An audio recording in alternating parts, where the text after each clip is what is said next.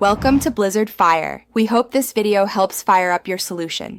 You start by picking the highest safe spot in your garden and prepping materials.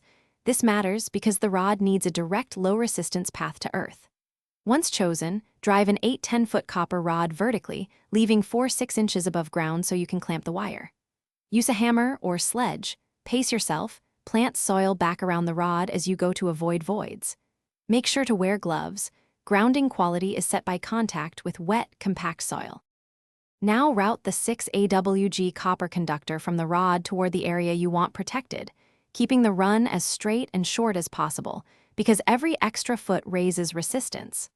Once at the structure or stake location, attach with an approved clamp, then torque to spec and seal the joint to prevent corrosion. If you must splice, use listed connectors and bury splices in conduit. Remember to keep the conductor clear of irrigation lines and raised at least 2 to 3 feet where practical. Finish by testing ground resistance with a ground tester.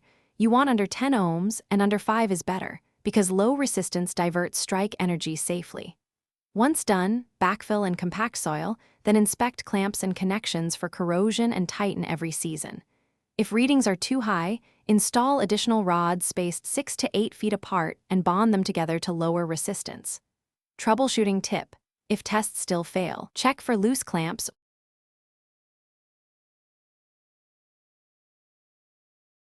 Thanks for watching. If you found this helpful, don't forget to like and subscribe.